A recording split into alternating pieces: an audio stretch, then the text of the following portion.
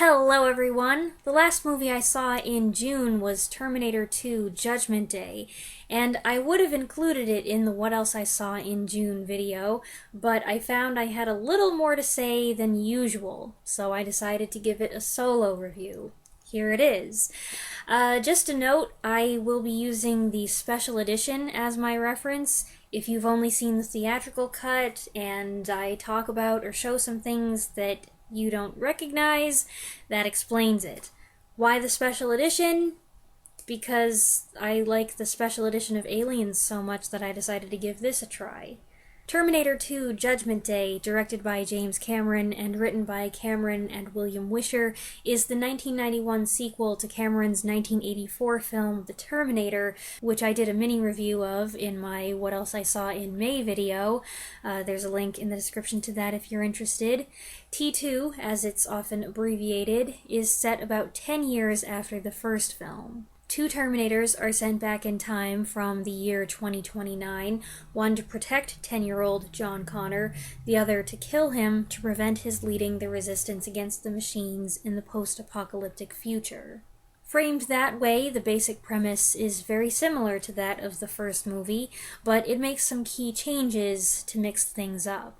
Linda Hamilton returns as Sarah Connor, now locked up in a mental hospital, and Arnold Schwarzenegger is back as the Terminator, only this time his role is reversed. He's the protector, and it's the T-1000, played by Robert Patrick, that's been sent back in time in relentless pursuit of Sarah's son, young John Connor, played by Edward Furlong. The Terminator's switch from bad guy to good guy is the biggest of several reversals here, and it messes with Sarah's mind. But she's not the same as when we left her either. Sarah Connor in the first movie went through a complete character arc. That's partly why the Terminator can stand so well on its own, no sequel necessary. But it does leave you wondering what happens next. Where does she go from here? What does the next chapter of her life look like?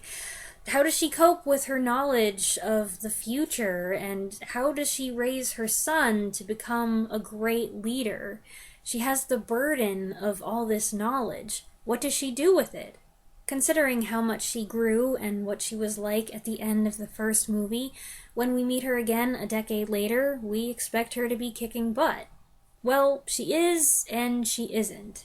Linda Hamilton underwent rigorous physical training for this sequel, so physically speaking, she's in tip-top shape. But she's changed. She's lived an obsessive, desperate life, and the woman we encounter in the mental hospital, held against her will and abused by some of the staff as well, has become almost feral. She hasn't lost sight of her purpose, but her situation is bordering on hopeless, and she's struggling to keep hold of her humanity. Her single-mindedness of purpose is actually something she has in common with her pursuers. She's become as driven and relentless as they are. In the process, she's become distant from her son. It's another reversal of expectations. You figure John Connor at this point might be well on his way to becoming the man we heard about, but what we first see is a juvenile delinquent mouthing off to his foster parents and using his tech savvy to drain money out of people's bank accounts so he and his buddy can go to an arcade. Worse, he believes his mother's a psycho and the stories she told him about his father were lies. I think it's safe to assume that Sarah was so focused on ensuring John's survival and teaching him about weapons and technology and hardening him up for the future that being his mom became secondary to the mission.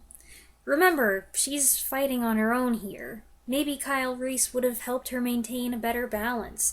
He was dedicated to his mission, but he still had room for emotion and attachment.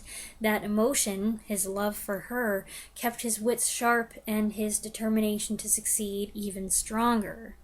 Kyle's cameo appearance in a dream sequence in the special edition tells you he's still very present in her thoughts and suggests his memory is keeping her going. But the vulnerability that's revealed in that scene is something that she endeavors to conceal from others, and the softer side of humanity is something she seems to have jettisoned in her obsession with Judgment Day and keeping John alive. The moment she's confronted with the sight of the Terminator, then, is a brutal shock. By all appearances, this is the same ruthless cyborg who murdered her friends and her lover in its attempt to murder her. Now, here he is again, and she feels like she's lost. Everything they did was for nothing. If you've lived through a traumatic experience where you were targeted by an individual, when you suddenly see that person coming at you, it can paralyze you with fear. And so I find her reaction painfully accurate. We've seen her cunning and quick, tricking people and manipulating situations, but this catches her off guard and completely debilitates her. Sarah Connor is a great character because she's strong and she's smart, but she's also got realistic and relatable weaknesses. It's so much to ask her to accept the Terminator's change from foe to friend. She's expected to place her son's life in its hands when past history tells her to fight it or run away. This reminds me, sort of Ellen Ripley's skepticism around androids in 1986's Aliens, also directed by James Cameron. Like Sarah Connor, she survived a bad experience that soured her view, to put it mildly. Both heroines have to set aside what they learned and place their trust in this non-biological entity, not just to be their ally, but to protect the child that's in their care. It doesn't make it any easier for her that John, far from being afraid, actually becomes friends with the Terminator. He draws closer to that machine than he has any man who's passed through his life, developing an affectionate bond he wasn't able to have with his father. The first movie demonstrated that a Terminator, a machine designed to kill, was well nigh impossible to stop. This movie asks if that machine could be retrained not to kill. Furthermore, it has to make us accept and root for the Terminator as a good guy. It accomplishes this by doing two things. Number one, giving the cyborg personality. This includes injecting some humor. John teaches him slang, and his use of these phrases is comically incongruous. It's ludicrous to see him obeying an order to stand on one foot, and I think my favorite thing is when John tries to teach him to smile. I make that face sometimes. Also exploring the concept of the machine's potential humanity, not in the sense of becoming sentient, but in learning to understand human emotions and motivations, joy and sadness, humor and kindness, loyalty and companionship, and ultimately making the decision to die for a cause. What action is more human and compassionate than self-sacrifice? But the movie also convinces us to root for him by, number two, introducing a new villain. The T-1000 is one of the most amazing and impressive creations I've ever seen on film. The special effects for the liquid metal are just, and they absolutely hold up. It's a perfect, sleek, innovative design. And creepy, too. Think about how devious it is that the T-1000 chooses to pose as a policeman, a figure that's supposed to symbolize security and protection for people in trouble. He's the guy in the crowd that you're supposed to be able to run to if some weirdo is bothering you. He goes around the neighborhood asking questions and nobody thinks anything of it. He approaches all these kids and they're willing to talk to him because they figure it's safe. It's disturbing. No. I wouldn't worry about him. Thanks for your cooperation. What makes it even more entertaining, though, is how nonchalant the T-1000 is. It's a ruthless killer, but darn it, it's cool. You okay? Fine. Say, that's a nice bike. Those liquidy gliding movements that subtly belie that this is an artificial substance imitating human traits are so fascinating to watch. And supposedly its mannerisms were modeled after bald eagles and sharks. Let's take a moment to express appreciation for Robert Patrick. This isn't the first time I've done this. I praised his eye acting when I did a mini review of 1993's Fire in the Sky, and I don't think I've ever talked about this, but I think he was a great addition to The X-Files in its final seasons. No, it didn't feel right to replace Mulder, but John Doggett was a wonderful character, and I loved the way Robert Patrick played him. He was refreshingly down to earth, and I often related more to him than to Mulder or Scully. But back to the T-1000, the amount of dedication Robert Patrick showed to this role is astounding. A lot of the behind-the-scenes trivia I know about this movie I learned from Alan Tsai's channel. He puts out short, did you know that in such and such a movie, trivia videos. Concerning this movie, his videos and the comments attached to them is where I learned that the shots of the helicopter flying under the overpass were real, that identical twins Don and Dan Stanton were cast to play the security guard, and that Linda Hamilton's identical twin sister Leslie was her double in 2 scenes in the movie and 1 scene in the special edition. As for the T-1000, who you know must be a popular character because there are multiple videos about him, Robert Patrick trained so aggressively that in the parking garage chase scene where he runs after Edward Furlong on the motorbike, he was able to catch up to him. They kept redoing the scene until finally they had to tell Patrick to slow down. He also trained himself to breathe only through his nose while sprinting so that the T-1000 wouldn't pant, to fire a gun with his left hand so the T-1000 would be ambidextrous, and to fire a gun without blinking. He was actually frustrated that a take was used where he does blink. As for the hand-to-hand combat scenes, you know, that's not really my jam. I don't get much pleasure out of scenes like that. But the 2 Terminator fight scenes in this are fun, mainly because by outward appearances, they're so unevenly matched. Arnold is Arnold, and Robert Patrick is of medium build. He's definitely more trim than beefy here, so when these two face off, you think you know how it's gonna go, but then Robert Patrick starts throwing Arnold around and smashing him into walls, and it's like, oh, okay, this new model Terminator is much stronger than it looks. I figure at this point in the video, some viewers might be saying, what is this? She's talking about one of the highest grossing, highest rated action movies ever made, and she's spent pretty much the whole thing talking about character and character development. What? And to that I say, I know! Isn't it great? That's part of what makes it a good movie. But in all honesty, I didn't plan for that to be the focus of the video. It just kind of happened while I was writing this review and compiling my notes. The character commentary stuff began to dovetail so nicely that I just went with it. But I do have some other observations to make. This movie's got lots of guns, lots of firepower. It's an explosion extravaganza in true 90s action movie fashion, though I don't think it goes overboard. The Foley artists also replaced a lot of the natural sound effects with amplified sounds, reinforcing the gunshots to make them seem even more powerful. I do appreciate that the movie addresses some of the confusing points of time travel, not that it clears everything up.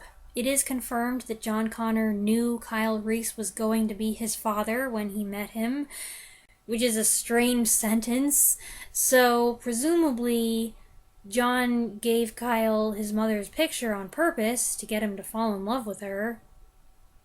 I, for one, like the reveal that Miles Dyson is completely clueless and has no evil intent.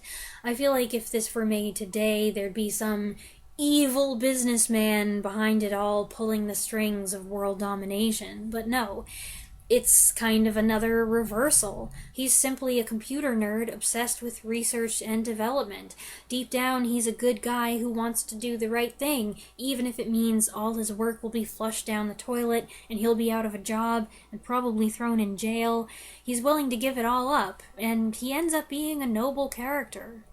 I haven't said anything about Edward Furlong. Don't read into that. I think he does fine, especially with this being his first acting role, and he has to carry so much of the movie.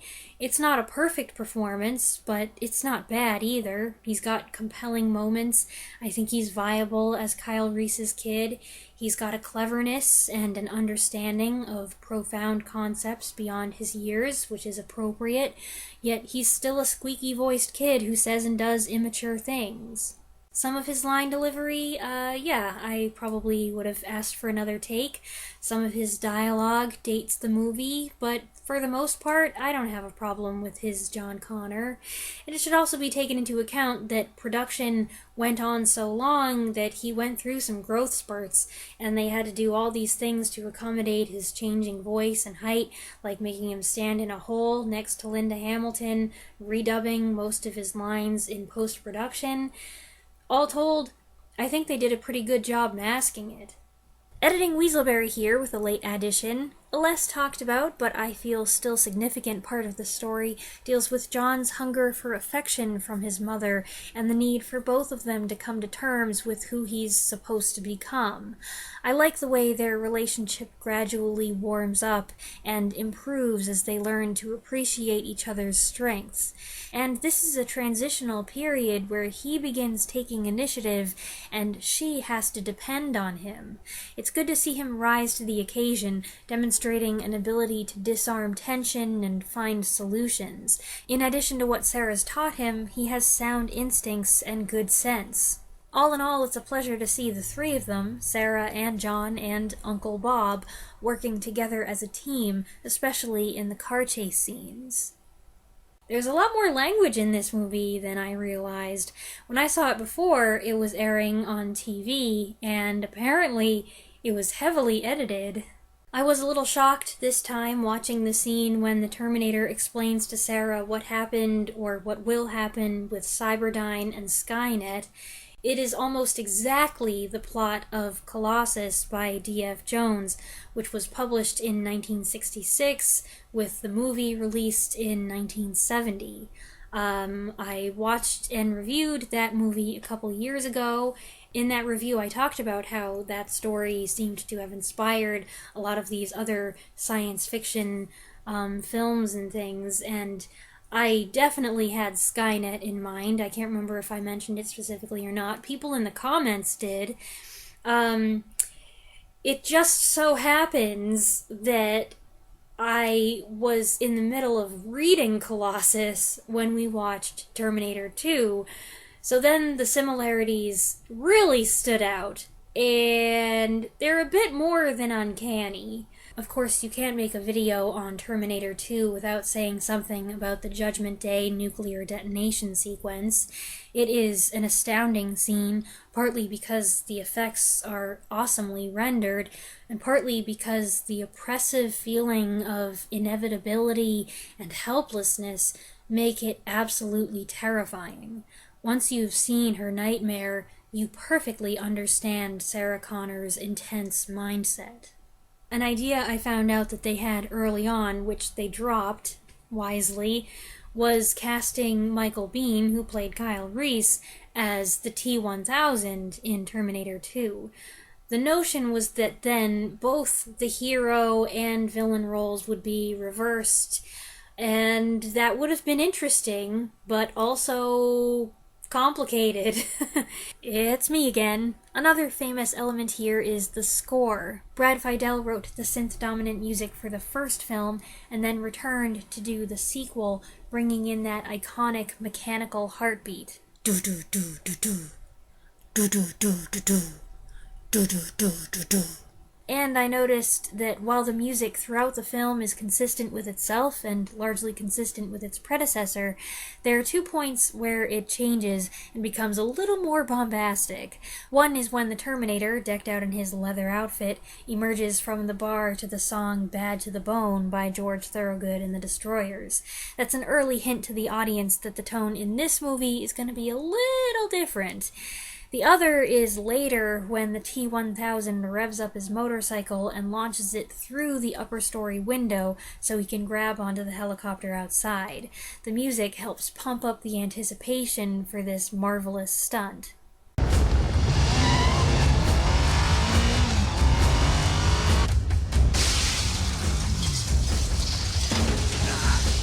I do appreciate how this sequel quietly makes little references to its predecessor. Certain key lines and phrases are used again. I didn't notice this at the time, but the psychiatrist in charge of Sarah's case is the same one who came to the police station to evaluate Kyle Reese. And it's nice to see Sarah don Kyle's trench coat when they infiltrate Cyberdyne, and she later uses it as a tourniquet. Both films also have their finale occur in an industrial setting and go out on a bittersweet note where sorrow is tempered with victory, or victory is tempered with sorrow, depending on how you look at it. But it doesn't really rely on low-effort references and remember this moments. It's not just doing the same thing. It doesn't negate the events of the 1984 movie, but rather builds on them and does so in a way that makes sense. Basically, it's what you want in a sequel. Editing Weaselberry again with another thought. As I've been working on this video for the last 2 or 3 weeks, it's occurred to me that ultimately this is a life-affirming story. Its protagonist is a single mom who has done and will do anything to protect the precious life of her baby.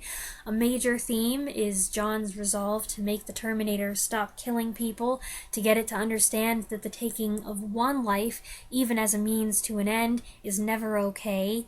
So the T-800 recalibrates and pops their adversaries in the leg instead, and the way that plays out is meant to be kind of amusing, but it's also reinforcing this message. It's also reiterated in a key scene where Sarah attempts a cold-blooded assassination and finds she can't pull it off. She hasn't lost her humanity after all. And then at a certain point, the mission changes from saving John to altering the course of events in an attempt to save billions of people, including some who haven't even been born yet. The first movie is grim and tense with a noteworthy amount of violence, a pretty high body count. The Terminator barges in and slaughters its victims without flinching, and it's startling. Terminator 2 has its share of violence and a few graphic images, though I think the mature content on the whole is toned down. But it also makes this point of affirming the value of human life, right down to its last line. These characters have experienced immeasurable pain, and the future is now unclear, but as long as life has been preserved, that sacrifice has been worth it. I do find myself thinking at the end, hey, if Cyberdyne's research is destroyed, that means Skynet won't be made, won't go online, the machines won't take over, therefore John Connor doesn't have to become a resistance leader and never needs to send Kyle Reese back in time. If that doesn't happen, shouldn't John cease to exist? But then I tell myself, just don't think about it. If you want to enjoy the movie, just accept it. As you do with all the time travel things. Personally, I do prefer Terminator 2 over the first one. I like the conflicts and concepts that are introduced. I enjoy the complexity of the main characters and how they relate to each other. I do like me a good explosion, and I'm still in awe of the T-1000 effects. Plus, while the T-800 Model 101 is a great antagonist, intimidating and scary, I guess I like Arnold as an awkward good guy better, and I love the T-1000 as a villain. However, they're both solid movies, and as I said when I talked about the first one, I don't see much point in arguing that one is better than the other, because they're very different films. They stand on their own, and yet they go hand in hand. It's kind of a funny thing. As far as I'm concerned, though, this is as far as it needed to go. I'm not really interested in later sequels, and I don't think it's a franchise that needed to be perpetuated ad nauseum. I hope you enjoyed this video. Thanks for tuning in to hear my take on Terminator 2 Judgment Day. Go ahead and share your thoughts on this movie in the comments below, and I'll be back with another video soon. Thanks for watching. Bye! Sorry, I just could not do that with a straight face. Thanks for watching. Bye! Nope.